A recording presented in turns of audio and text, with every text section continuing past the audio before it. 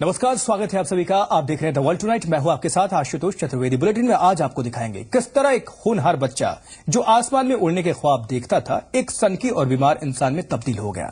जानेंगे world cup के final मुकाबले में किसका पलड़ा भारी रहेगा और कौन कमजोर पड़ेगा। इसके अलावा होंगी मनोरंजन की बातें और कुछ और भी खबरें होंगी, लेकिन शुरुआत करते हैं 10 मिनट में दुनिया की 10 बड़ी खबरों के साथ।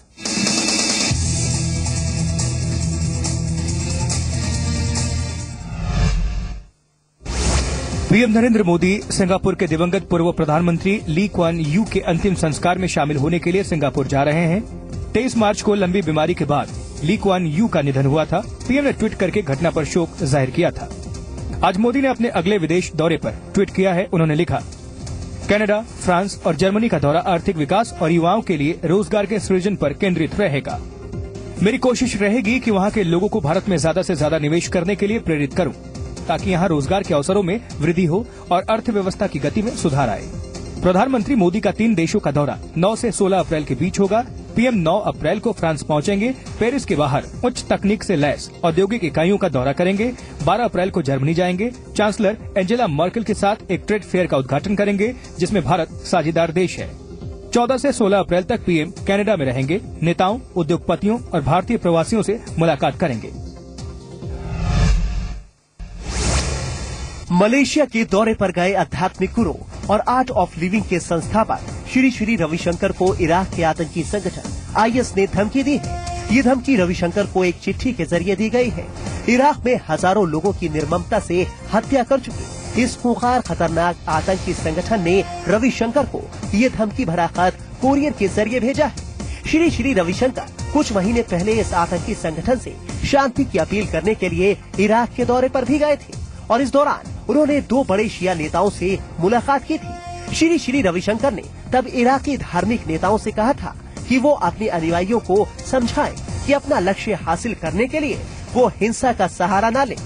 ऐसे में उन्हें मिली ये धमकी उनकी शांति की अपील पर दी गई प्रतिक्रिया मानी जा रही है। हालांकि अब तक श्री श्री रविशंकर की इस मामले में कोई प्रतिक्रिया नहीं आई है।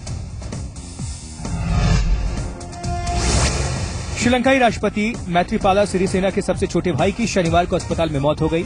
उन पर 2 दिन पहले एक शख्स ने कुल्हाड़ी से हमला किया था। पुलिस ने बताया कि प्रियंथा सिरिसेना के अस्पताल में शनिवार सुबह मौत हो गई। वो 40 साल के थे और पेशे से व्यापारी थे। प्रियंथा सिरिसेना पर गुरुवार की रात को निजी विवाद के चलते उनके गृहनगर पोलोनरुआ राजधानी कोलंबो से 215 किलोमीटर उत्तर पूर्व में है। उन्हें उसी रात विमान से पोलोनुरवा से कोलंबो पहुंचाया गया था। सिर में गंभीर चोट आने की वजह से प्रियंथा सिरिसेना को आईसीयू में भर्ती कराया गया था। उनकी मौत ऐसे वक्त में हुई है जब राष्ट्रपति चीन की राजकीय यात्रा पर है। पुलिस ने बताया कि हमलावर को गिरफ्तार कर लिया गया है और उसे 8 अप्रैल तक हिरासत में भेज दिया गया है। मिली जानकारी के मुताबिक हमलावर सिरिसेना का दोस्त था। अमेरिका के राष्ट्रपति बराक ओबामा ने यमन में हूती विद्रोहियों के खिलाफ सऊदी अरब के हालिया हवाई हमलों के लिए अपना समर्थन जताया है। व्हाइट हाउस से जारी एक बयान के मुताबिक ओबामा ने सऊदी के शाह सलमान से बातचीत में यमन में सऊदी अरब और खाड़ी सहयोग परिषद की कार्रवाई पर अमेरिका का समर्थन जताया। व्हाइट हाउस की ओर से जारी बयान में कहा गया कि ओबामा और सलमान ने इस पर सहमति जताई कि उनका उद्देश्य यमन में राजनीतिक समाधान के जरिए स्थायी शांति हासिल करना है। मध्य पूर्व के कुछ देशों ने इस कार्रवाई का समर्थन किया है, लेकिन ईरान और कुछ अन्य देशों ने इसका विरोध करते हुए यमन के राजनीतिक संकट के समाधान के लिए बातचीत का रास्ता अपनाने की बात कही है। विद्रोहियों के बढ़ते दबाव के बीच यमन के राष्ट्रपति अब्द रबू मंसूर हादी ने दक्षिणी शहर अदन में मौजूद अपने आवास को छोड़ दिया था, जिसके बाद इस शहर में काफी लूटपाट और हिंसा की घटनाएं भी सामने आई हैं।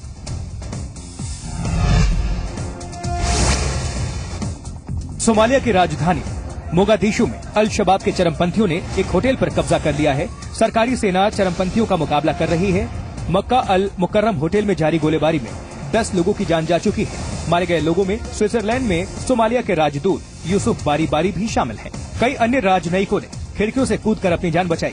अमेरिकी सैन्य प्रशिक्षण प्राप्त सोमालिया के स्पेशल ट्रूप्स होटल के ज्यादातर हिस्सों पर फिर से कब्जा जमाने में कामयाब हो गए हैं। चरमपंथी इमारत की छत पर चढ़कर गोलीबारी कर रहे हैं और हथगोले फेंक रहे हैं। आपको बता दें कि सोमालिया में सक्रिय चरमपंथी संगठन अल शबाब मोगादिशु में होटल्स पर हमले करता रहा है। पुलिस के मुताबिक कुल 9 हमलावर आए थे, जिनमें 6 मारे गए। आतंकियों की ओर से ज्यादातर उन जगहों को निशाना बनाया जाता है जहां शीर्ष सरकारी अधिकारी और विदेशी सैलानी आते हैं। 2 दशकों से जारी हिंसा ने सोमालिया को बुरी तरह प्रभावित किया है। लेकिन अब सुरक्षा कुछ बेहतर होने की वजह से दुनिया के अलग अलग देशों में रह रहे सोमाली नागरिक अपने मुल्क वापस लौट रहे हैं। फ्रांस में हुए विमान हादसे को लेकर लगातार खुलासे हो रहे हैं। अब जर्मनी के डसेलडोर्फ शहर के प्रोसिक्यूटर ने कहा है कि फ्रांस की एल्प्स पहाड़ियों में German wings A320 passenger flight को जानबूझकर दुर्घटनाग्रस्त करने वाला को पायलट बीमार था और उसे फ्लाइट के उड़ान भरने वाले दिन डॉक्टर्स ने छुट्टी लेने की सलाह दी थी, लेकिन को पायलट एंड्रियास लुबिट्स ने कंपनी से डॉक्टर का वो प्रिस्क्रिप्शन छुपा लिया था। बाद में वो नोट लुबिट्स के घर से तलाशी के दौरान बुरी तरह से फटी हुई हालत में बरामद किया गया। हालांकि उसके घर किसी तरह का कोई सुसाइड नोट बरामद नहीं हुआ है। लुबिट्स पर मंगलवार को स्पेन के बार्सिलोना से जर्मनी के डसेलडोर्फ के लिए उड़ान भरने वाले यात्री विमान जर्मन विंग्स A320 को फ्रांस की एल्प्स पहाड़ियों में जानबूझकर क्रैश करने का आरोप है, जिसमें विमान में सवार 144 यात्रियों समेत 6 क्रू मेंबर्स की भी मौत हो गई। इंग्लैंड में रहने वाले प्रवासी भारतीय बिजनेसमैन हिंदुजा ब्रदर्स ब्रिटेन के अमीर एशियन व्यापारी बनकर उभरे। हिंदुजा ब्रदर्स की संपत्ति करीब 15.5 अरब पाउंड आकी गई है। वो डिफेंस, ऑटो और बैंकिंग सेक्टर्स में कारोबार कर रहे हैं। ब्रिटेन में रहने वाले एशियन बिजनेसमैन की लिस्ट में प्रवासी भारतीय बिजनेसमैन हिंदुजा ब्रदर्स ने नंबर 1 पोजीशन हासिल कर ली है। एशियन रिच लिस्ट 2015 में सबसे ऊंचा स्थान पाने वाले जेपी हिंदुजा और एसपी हिंदुजा ब्रदर्स का जन्म भारत में हुआ था। पिछले एक साल में हिंदुजा ब्रदर्स की संपत्ति में 2 अरब पाउंड की बढ़ोतरी हुई है। इसके बाद इनकी संपत्ति 15.5 अरब यानी करीब 1441 अरब रुपए पहुंच गई है। एशियन रिच लिस्ट 2015 में ब्रिटेन के 101 एशियन अमीरों की संपत्ति का आकलन किया जाता है। इसे ब्रिटेन के पब्लिशिंग ऑर्गेनाइजेशन एशियन मीडिया और मार्केटिंग ग्रुप ने तैयार किया है। इस रिपोर्ट से ये पता चला है कि ब्रिटेन में रहने वाले एशियाई मूल के लोगों की संपत्ति इस लिस्ट में शामिल 101 अमीरों में से 59 एशियनों की संपत्ति में वृद्धि हुई है। आज अर्थ आवर है और दुनिया भर के 6000 शहरों में 1 घंटे के लिए अंधेरा छाने का दिन। रात 8:30 से 9:30 के बीच घरों, बिजनेस प्लेस की गैर जरूरी बत्तियों को बंद कर दिया जाएगा। अर्थ आवर WWF का एक सालाना इवेंट है। इसके जरिए ग्लोबल वार्मिंग के प्रति दुनिया भर में जागरूकता फैलाई जाती है। दिल्ली में BSES ने भी अपने 45 लाख उपभोक्ताओं से लाइट बंद करने की अपील की है। 2014 में दिल्ली में अर्थ आवर के दौरान 250 मेगावाट बिजली की बचत हुई थी। अर्थ आवर हर साल मार्च के आखिरी शनिवार को मनाया जाता है। अर्थ आवर की शुरुआत साल 2008 में हुई थी। World wide fund for nature की ओर से शुरू किए गए इस अभियान में दुनिया के 100 से अधिक देश हैं। इस तरह के इवेंट का मकसद ग्लोबल वार्मिंग के प्रति जागरूकता फैलाने के अलावा बिजली की बचत भी है। लेकिन हर रोज अगर गैर जरूरी बिजली को बचाया जाए तो दुनिया में पावर क्राइसिस की समस्या भी खत्म की जा सकती है।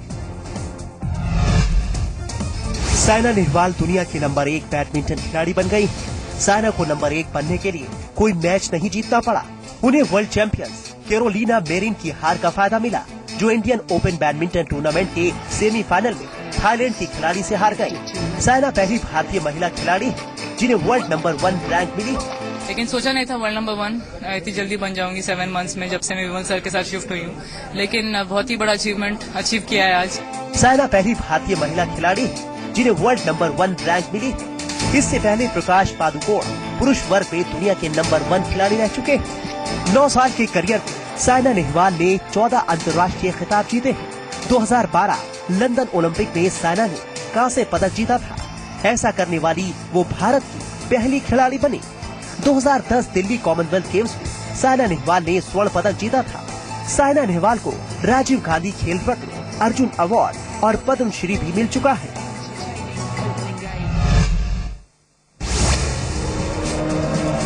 बेलग्रेड में यूरो कप 2016 के क्वालीफायर के तहत खेले गए मोंटेनेग्रो के खिलाफ एक मैच के दौरान मैदान पर कुछ ऐसा दिखा जिसकी किसी को कल्पना नहीं थी। एक दर्शक ने आग का गोला रूसी गोलकीपर के सिर पर फेंक दिया। इससे रूस के गोलकीपर इगोर एकिनफीव बुरी तरह जख्मी हो गए। उन्हें तत्काल अस्पताल ले जाना पड़ा और 30 मिनट तक मैच रुका रहा। मैच के शुरू होने के महज 20 सेकंड के अंदर ही किसी ने ऑडियंस में से एक प्लेयर रूस के गोलकीपर इगोर एकिनफीव के सिर पर फेंका। इसके बाद सेकंड हाफ में रूस के एक दूसरे प्लेयर दमित्री कोम्बारोव पर भी किसी चीज से हमला किया गया। इससे मैदान में और तनाव बढ़ा। और हंगामे की स्थिति पैदा हो गई और रूस के खिलाड़ियों ने इसके बाद तत्काल मैदान छोड़ दिया। इसके बाद स्टेडियम में घोषणा की गई कि मैच अब दोबारा शुरू नहीं होगा। डॉक्टर्स के मुताबिक इगोर की चोट गहरी है और उनके गर्दन के अलावा शरीर के कुछ हिस्से भी जल गए हैं।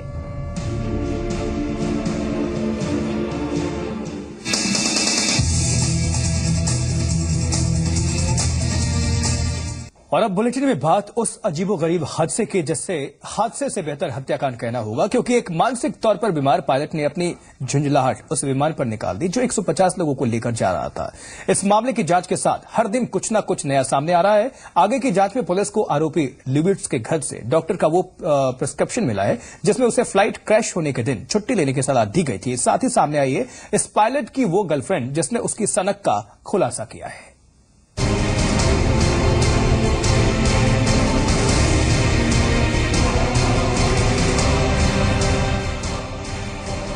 मशहूर होने की चाहत या फिर नौकरी से झुंझलाहट, उस सन की पायलट की मनोदशा कुछ भी रही हो, लेकिन अब तो ये तय हो गया है कि उसके दिमाग में ये फितूर काफी वक्त से चल रहा था। One day I will do something that will change the whole system. And then all will know my name and remember it. ये वो शब्द हैं जो एंड्रियास ल्यूबिट्स ने अपनी एक्स गर्लफ्रेंड से कभी कहे थे। हालांकि उन दोनों के बीच रिश्ता खत्म हो चुका था, लेकिन जब इस भयानक घटना की तस्दीक हुई तो उसे अपने सन की एक्स बॉयफ्रेंड की हर बात में छुपा प्लॉट नजर आने लगा। 26 साल की जर्मन विंग्स की स्टीवर्डेस मारिया डब्ल्यू ने ये बातें अपने एक्स बॉयफ्रेंड ल्यूबिट्स के बारे में बताई। उसने कहा कि ल्यूबिट्स यूं तो एक अच्छा पार्टनर था, लेकिन काम की बात करते करते उसके तेवर बदल जाते थे। वो अक्सर ऐसा कहा करता था कि वो कुछ ऐसा करेगा जिससे सिस्टम बदल जाएगा और वो और उसका नाम हमेशा के लिए याद किया जाएगा। हैरानी की बात यह है कि ल्यूबिट्स ने अपनी मानसिक बीमारी की बात अपनी एक्स गर्लफ्रेंड से भी छुपाई थी। मारिया और ल्यूबिट्स साल 2014 तक रिलेशनशिप में रहे, लेकिन उसने कभी भी अपने साइकियाट्रिक ट्रीटमेंट के बारे में उसे नहीं बताया था।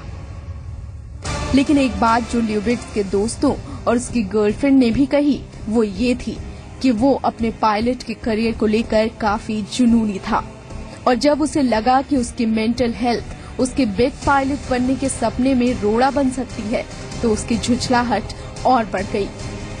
जर्मन डेली बिल्ड के मुताबिक मारिया ने ये भी बताया कि वो सामान्य बातचीत के बीच भी झुंझला उठता था और एक बार तो उसने मारिया को काफी देर तक बाथरूम में बंद रखा। यही वजह थी कि दोनों के बीच का रिश्ता जल्द ही खत्म भी हो गया। ये बात भी सामने आई है कि डॉक्टर्स ने उड़ान के दिन उसे छुट्टी लेने की सलाह दी थी, लेकिन उसने ये बात एविएशन कंपनी से छिपा ली और आखिरकार डॉक्टर का प्रिस्क्रिप्शन उसके घर से बरामद हुआ। लेकिन उसके कारनामे की कीमत एविएशन कंपनी को अब 36,500 पाउंड के तौर पर चुकानी पड़ेगी। इतना ही नहीं, ब्रिटिश एयरवेज ने ये भी घोषणा की है कि अब किसी भी उड़ान के दौरान कॉकपिट में पायलट अकेला नहीं रहेगा। 14 साल की उम्र में ही एक बड़ा पायलट बनने का सपना देखने वाला ल्यूबिट्स कब सन की बन गया, उसके आसपास के लोगों को भी नहीं पता चला। लुफ्थांसा एयरवेज से पायलट का कोर्स करने के बाद वो अटेंडेंट के तौर पर भी काम कर चुका था और अपने करियर को लेकर भी उसकी झुंझलाहट बढ़ रही थी। हालांकि वो लोगों के सामने हमेशा ही दिखाता था कि वो अपने करियर से काफी खुश है, लेकिन मानसिक परेशानी का इस रूप में दुनिया के सामने आना बेहद डरावना है। Bureau report, C media. और अब आपको उस पायलट की प्रोफाइल के बारे में भी बता देते हैं जिसने बेरहमी से 149 लोगों का हवा में ही कत्ल कर डाला। को पायलट आंद्रे ल्यूबिट्स की उम्र 27 साल की थी और वो जर्मनी के राइनलैंड प्रांत का रहने वाला था। ल्यूबिट्स सितंबर 2013 से जर्मन विंग्स के लिए काम कर रहा था। उसके पास 630 घंटे की उड़ान का अनुभव था और आंद्रे के बारे में कहते हैं कि उसने 18 साल से कम उम्र में ही विमान उड़ाना सीख लिया था। आंद्रे के मन में पहली बार तब पायलट बनने का ख्याल आया जब वो सिर्फ 14 साल का था। तभी उसने जर्मनी के मोंटाबाउर में एक ग्लाइडर क्लब ज्वाइन कर लिया और आंद्रे के पड़ोसी कहते हैं कि उड़ान के अलावा उसे जॉगिंग भी पसंद थी। आसपास के इलाके में अक्सर उसे जॉगिंग करते देखा जाता था।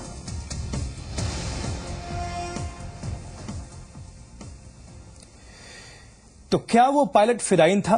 पायलट की क्या भूमिका थी? ये बात जांच के बाद साफ हो जाएगी। लेकिन विमान में सवार मुसाफिरों का मारा जाना वाकई सैकड़ों परिवारों के लिए ऐसा डरावना सपना बन गया जो ताउम्र उनका पीछा नहीं छोड़ेंगे। ये तस्वीरें उस स्कूल की हैं जिसने जर्मन विंग्स क्रैश में अपने 16 मासूम बच्चों और 2 टीचर्स को खो दिया। यहां मौजूद हर दूसरा आदमी या तो पीड़ित का परिवार है या फिर विमान हादसे में मारे गए बच्चों का बेहद करीबी। लिहाजा हर कोई अपने आंसुओं को संभालते हुए साथ खड़े लोगों को दिलासा देने की कोशिश कर रहा है। सिर्फ 37,000 की आबादी वाला जर्मन शहर हेल्टर्न विमान दुर्घटना के बाद हैरानी, खामोशी और दुख में डूबा हुआ है।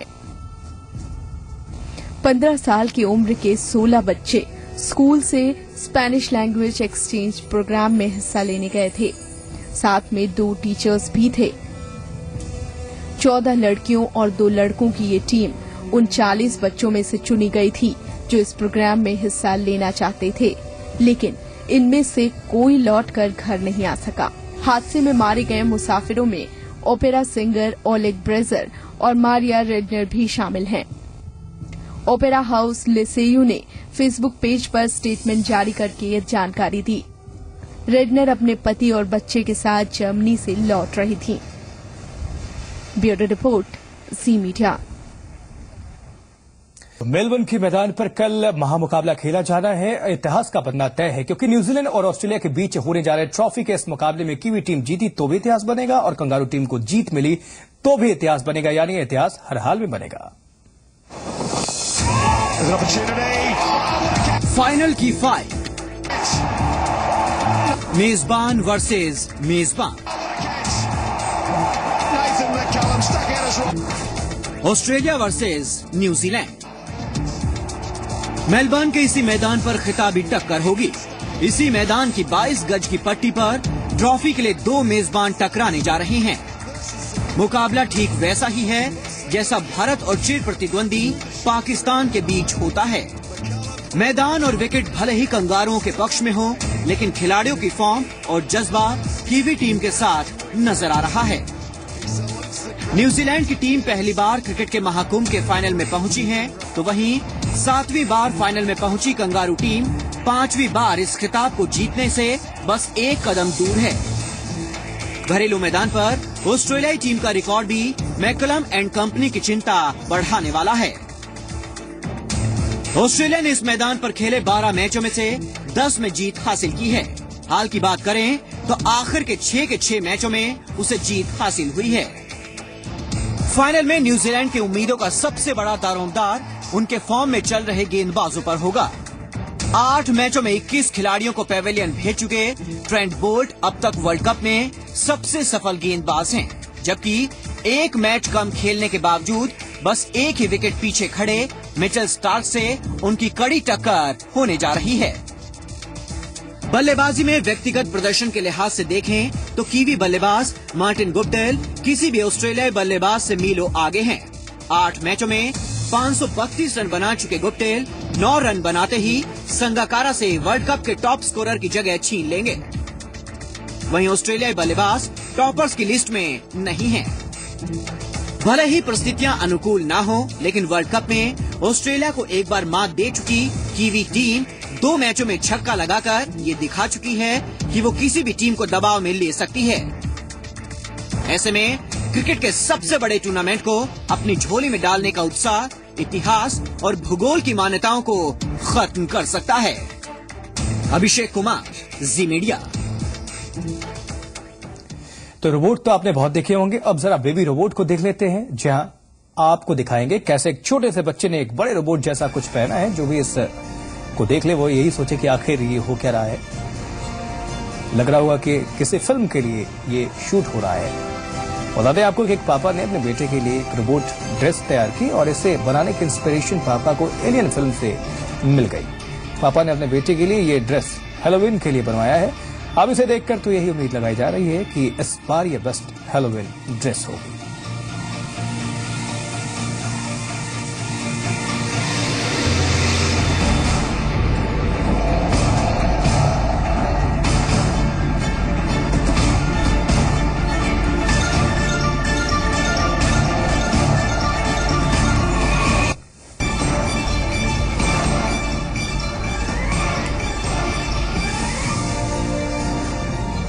और आज के लिए वर्ल्ड टुनाइट में इतना ही। नमस्कार।